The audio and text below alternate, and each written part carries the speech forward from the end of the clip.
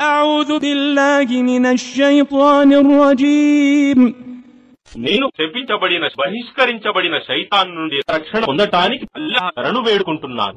ما خلقنا السماوات والأرض وما بينهما إلا بالحق وأجل مسمى والذين كفروا عما أنذروا معرضون.